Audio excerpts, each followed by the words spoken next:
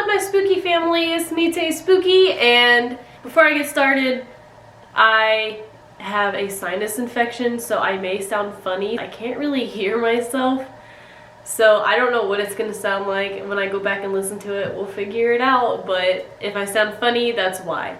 Things are rough. Look at these socks I bought tonight. They have little potions on them. They're Halloween socks. They were $1. They're freaking cute. They're cozy. I'm gonna make a video telling another scary story from Reddit. I really enjoyed doing that, and a lot of people enjoyed it as well. They liked that it was relatively short and it was easy. You can listen to it, you don't have to watch it, so I'm gonna do one of those. This one is going to be a story called I Love My Family, That's Why I Had to Kill My Husband.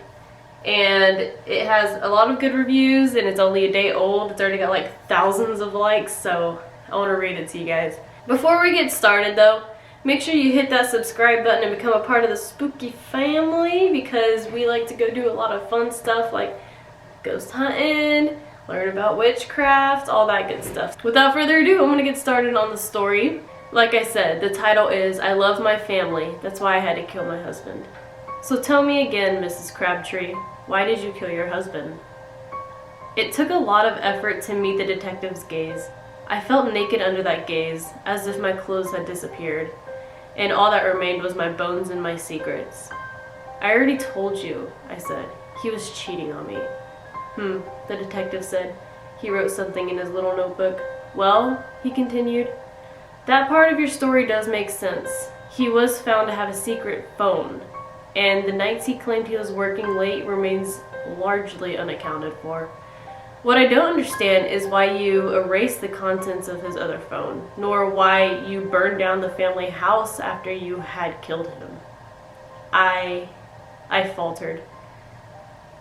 Could he know the truth? No, how could he? I just had to stick to my story and then everything would be fine. I was so upset I didn't know what I was doing. I looked down at the table, not daring to look into his face, to see if he had bought into my lie.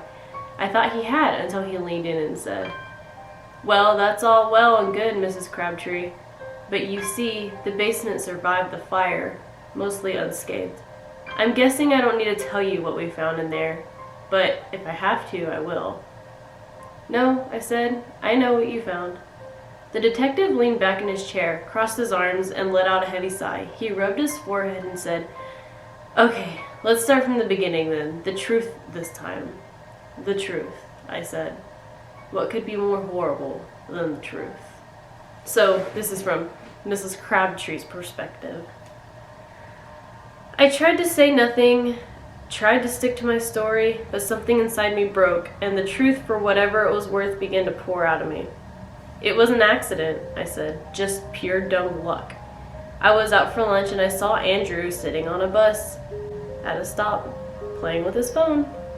He always played with his phone. He'd get on to me about watching too much TV, but then he'd spend hours unlocking the next level on Candy Crush. Sorry, I'm getting off topic. That's okay, Mrs. Crabtree. We'll sift out the relevant details later. Right, I said. So I saw him playing there on his phone and I thought, I'll give him a call. I thought it would be funny, but Andrew, he didn't answer my call. My call went to another phone. The one he kept in his pocket. His normal phone, I guess? He just looked at it, frowned, and hung up. What did you do then? I shook my head. Well, I was rattled. I drove home and tried to think of a reason why Andrew might have two phones. And what did you come up with? Well, I didn't want to believe it at first, but it just kept coming back again, you know, that thought. That maybe he was cheating on me. I'd never thought Andrew was that kind of man, of course. He's always been wonderful, a loving husband, a good father. But you suspected. I knew I was being silly, but I had to find out for certain. I knew I'd go crazy, so I snooped a little. And what did you find? Well, I called his boss first. I shouldn't have, but I had to know, you know. I told him that our son Jackson had been sick and that I know he needed Andrew. But could he cut back on the days that he made him work late? Ah, said the detective. So Jackson was having health problems? No, I said, Jackson's a healthy boy, always has been. He's the best hitter on his baseball team, you know. I was just fishing, I said. And then his boss told me that Andrew hadn't worked late in months, and that lately he'd been clocking out early. It might have been a problem, except for Andrew was always ahead of schedule on his projects. He always been that way, so good at everything he does. I see, so what did you do then? I looked down at my clenched fists. Blood was pouring out of the sides. I opened them and the blood flowed quicker from the wounds my fingernails had gouged into my palms. Oh, I said. I'm sorry. I'm so terribly sorry. It's okay, said the detective. Do you need medical attention? No, I said. I'm fine. I just want to finish this as soon as possible. Okay, he said. Then please continue. I followed him, I said. I followed him to the woman's house. I expected him to get out of the car and go inside, but he never did. He just watched. He would sit there for hours every day, just watching. I wasn't sure what to do. I just went home and drank a bottle of wine and passed out on the couch. I was in agony those few days, and Andrew didn't even notice. Why would he? He had other interests. You said those few days. Yes, I said. It was 3 days before I saw her on the news. The girl that Andrew had been watching, they said she went missing. The detective scribbled something quickly in his pad. He leaned forward. I see, he said. So what happened next? I decided to check the basement. I see, and did you find anything there? My body convulsed again, but this time it was vomit I was holding back, not a sob. Yes, I said. I found her. The girl from the news, the one Andrew had been following. I would have called the police, only she was already dead. There was nothing anyone could do to help.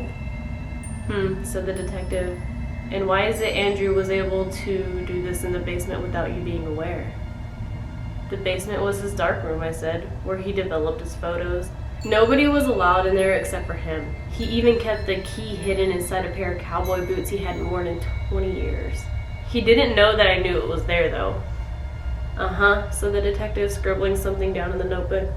So you waited for him to come home? Yes, I said. I took my grandfather's old .45 from the gun safe, and I sat there waiting for him. My hands were shaking so bad, I'm lucky I hit him at all, but I did. Is that when you took his phone? Yes, I said. And you erased it?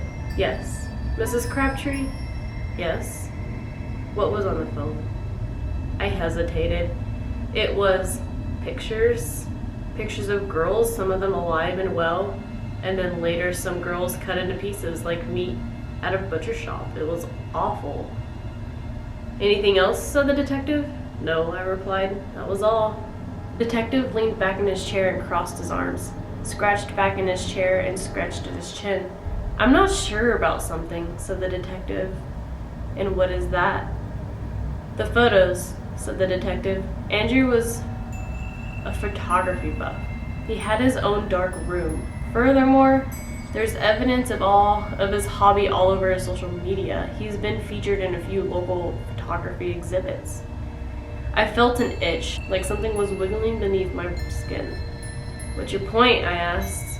Well, my point is that the burner cell phone we recovered only had a cheap, crappy camera. I just don't see a photography buff stooping to use that, especially not when he's got a $2,000 film camera with a telephoto lens at home. I shrugged. He was crazy, I said. Who can explain the behavior of someone like that? The detective nodded like he earnestly agreed. Well, you're right about that, he said, but there's something else. Oh, I said, and what is that? I could hear the tension in my own voice. It sounded like I could shatter into 1,000 pieces at any moment. Andrew was well known in the community on account of the photography exhibits. He was seen around town in the company of a young high school-aged boy. Your son Jackson is in high school, right? Lots of boys are in high school, I said. Right, and Jackson is one of them, replied the detective. We checked with his school. We were able to confirm that he was sick from after-school baseball practice on the days Andrew took off early from work, as well as some of the days he spotted around town. What should I make of that? Kids get sick all the time, I said. I don't know why. Except for you said earlier that Andrew hadn't been sick lately. Do you remember that? Your credit card statements also show no records of doctor's visits, and you haven't filed any claims with your insurance. I stopped. Son of a bitch.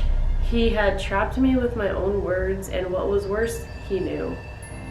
He had known the truth all along, and he had backed me into a corner. Mrs. Crabtree, his voice was gentle. You know what I think? I think that you love your son. I think that there were messages on that phone that incriminated him, and that you destroyed the evidence, wiped the phone, and burned it with the house so that he wouldn't go to jail. Is that right? What was I supposed to do? Even knowing what he was, it was hard to kill Andrew, the man I'd loved for 20 years, the man who had loved me, fathered my son. My son. I slowly raised my eyes to meet the detective's gaze. I kept my face flat, emotionless, and I lied. That's a pretty good story. Like, that turn, I thought it was gonna end up being her in on the murder, but it turned out to be her son. That's pretty crazy. So I hope you guys enjoyed that story. It was a pretty good turn of events. I hope I read that good. Like I said, I can't hear myself. I don't know what any of it sounded like. If you like the story, give me a thumbs up, please. It helps a lot. And that's it for today. I hope you guys have a wonderful, wonderful day, week, year. Halloween is September, but have a good Halloween anyways, because we're a spooky family. If there's any specific scary stories you want to tell me, send it to my email. I take scary stories there, and personal ghost stories, anything. I love you guys so much, and I can't wait to get back on track with all of this. That's it. The story's going to be linked down below, and y'all have a good night.